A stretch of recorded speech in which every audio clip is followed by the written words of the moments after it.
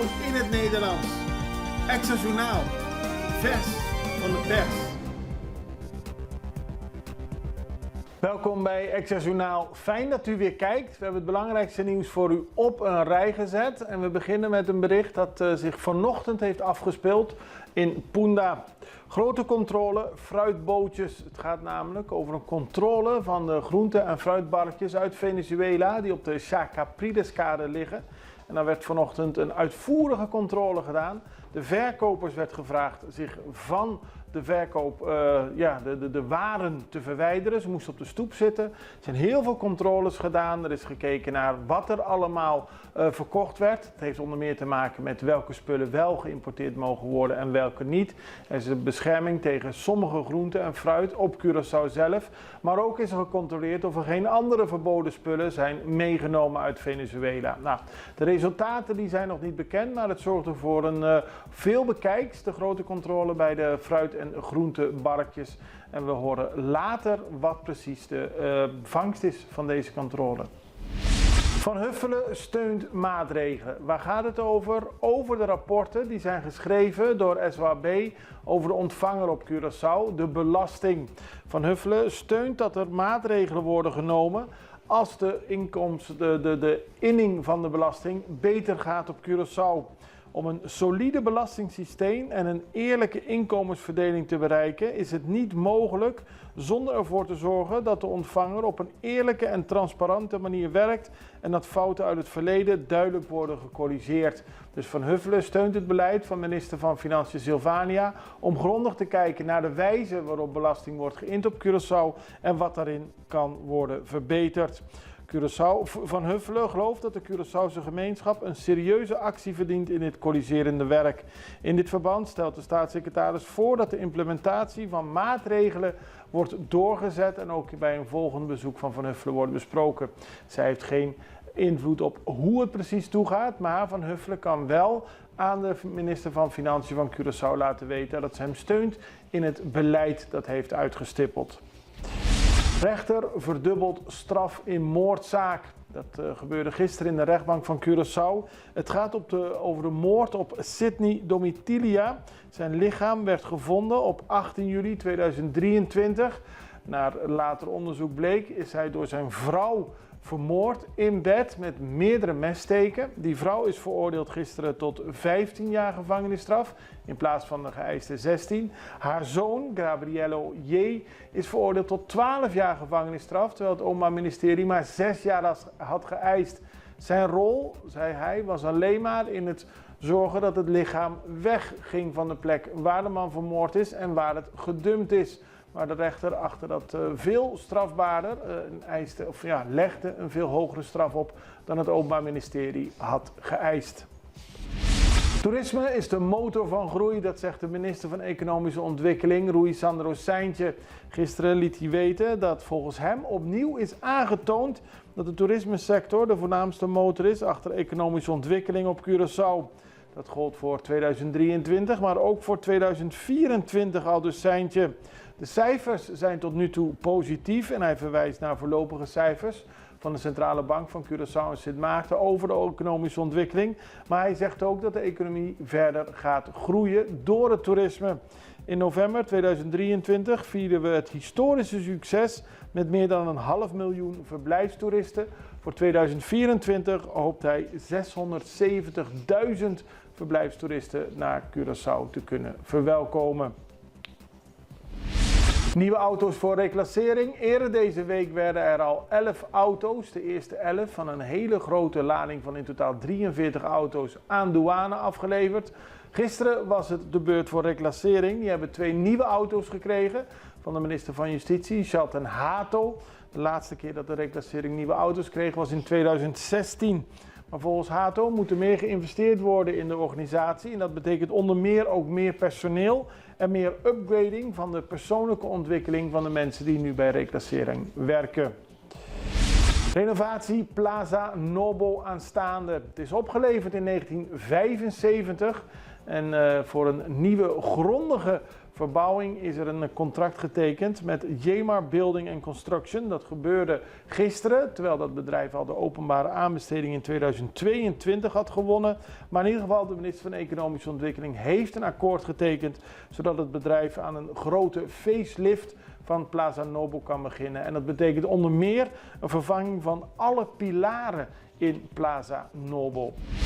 En dan brand in een nieuwe pick-up. Er is een auto in de brand gestoken, zoals het er nu laat uitzien. Die auto was een paar dagen geleden gestolen. Het gaat om een relatief nieuwe pick-up en die werd aangetroffen in de Tabago-straat. En voor een leegstaand huis moest de brandweer snel komen om de brand te blussen.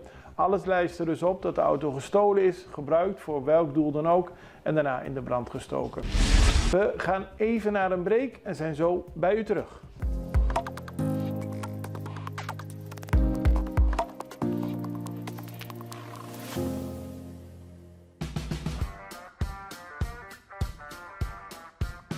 Welkom bij Heavy Mix Concrete. Heavy Mix Concrete is in 2009 opgericht door de familie Vieira. Toen de tijd bestond de vloot uit 4 betonmixers, 1 pomptruck en een hele simpele betonplant. Maar kijk nu wat het is geworden. 14 betonmixers, 6 betonpompen en een nieuwe betonbatchingplant.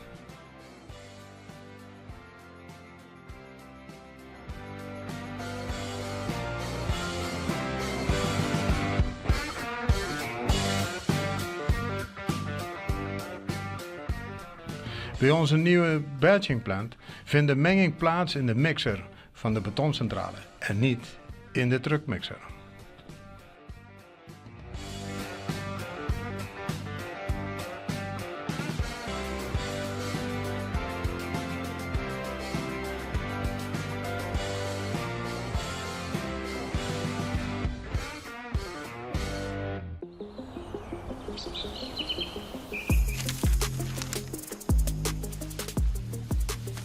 Welkom op Curaçao, een van de mooiste eilanden in de Caribiën. Een ware parel. En het is een eiland waar je van heel veel zaken kunt genieten. Van de natuur, van de zee, van het eten, van de mensen en zoveel meer. Curaçao is een eiland waar heel veel gebeurt op het gebied van politiek, cultuur, sport en zoveel meer. Een Extra Journaal brengt het belangrijkste nieuws van Curaçao. Maar we hebben ook aandacht voor al het nieuws op Bonaire en Aruba en op de bovenwinden, Saba, Sint Maarten en Sint Eustatius. En we belichten al het nieuws van alle kanten. Het nieuws is duidelijk, actueel en vers van de pers. Extra Journaal, elke werkdag op Salto. Op Curaçao zijn we de hele dag bezig met het maken van Extra Journaal. Volg ons op je favoriete Amsterdamse zender, Tauro.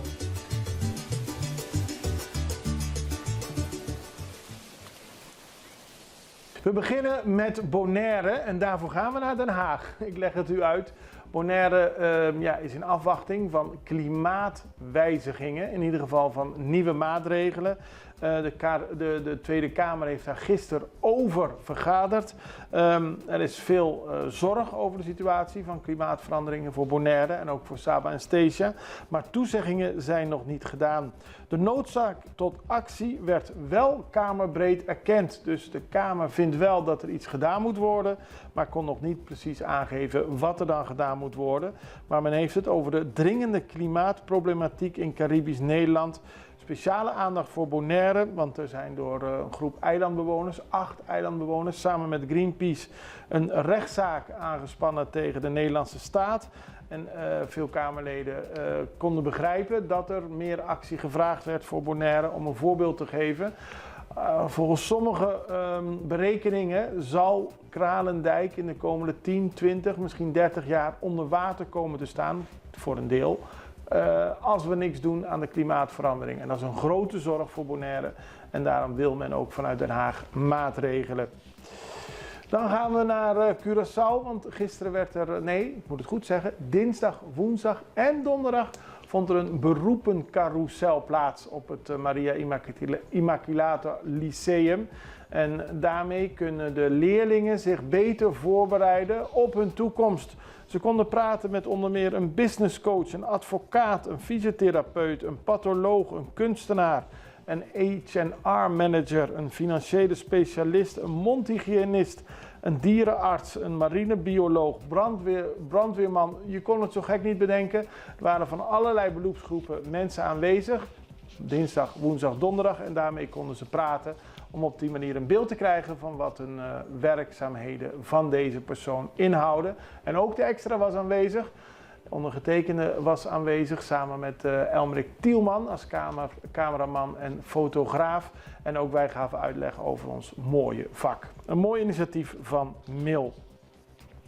Dan gaan we naar de Europese parlementsverkiezingen. We hadden er gisteren al aandacht over, maar er zijn mensen die meer vragen hebben, meer na willen gaan wat precies de Europese parlementsverkiezingen inhouden, hoe ze daaraan mee kunnen doen, wat voor hen belangrijk is. En daarom is er een webinar geweest. Dat is zeg maar een vergadering waarbij iedereen gewoon achter zijn bureau, achter een computer zit. En die webinar die staat vanaf vandaag op de Facebookpagina van de vertegenwoordiging van Nederland op Curaçao. En we hebben daar een deel al van voor u laten zien. Kunnen we laten zien. Vincent Storymans, hij is plaatsvervangend vertegenwoordiger in Oranjestad. Legt kort en bondig uit wat het belang is van deze Europese parlementsverkiezingen. En als u meer wil zien, ga dan naar de Facebookpagina of andere sociale media van de vertegenwoordiging. Goedemorgen iedereen. Heel leuk om hier samen te zijn en ook heel goed en belangrijk denk ik om met elkaar te praten over het belang van de Europese verkiezingen. Niet alleen voor de 27 lidstaten in Europa, maar ook voor ons hier in de landen. Ik denk dat dat heel belangrijk is en nuttig ook. Want als je een inwoner bent met een nationaliteit van een EU-lidstaat, dan krijg je automatisch een uitnodiging. Maar hier in dit verband moet je meer je best doen om je te registreren voor de verkiezingen. En dat kan tot de 25e van deze maand. Daar zullen we later nog meer over vertellen. Maar ik denk dat het heel belangrijk is om de mensen te informeren over het belang van de verkiezingen en ook voor ons hier in dit deel van de wereld. Wat is het Europees Parlement? Dat is het grootste transnationale parlement ter wereld dat rechtstreeks gekozen wordt. Dus door de inwoners van de 27 lidstaten van de Europese Unie. Wat betekent dat? Gezeteld in Brussel en Straatsburg met 720 leden. Elke 5 jaar worden de 720 leden van het Europees Parlement rechtstreeks gekozen door de inwoners van de Europese Unie. Nederland mag 31 leden van het parlement verkiezen. En dat is belangrijk als je nagaat dat wij in dat verband het 7e land zijn qua omvang. Het grootste land is Duitsland met 96 leden van het Europees Parlement. En het kleinste land is Malta met 6.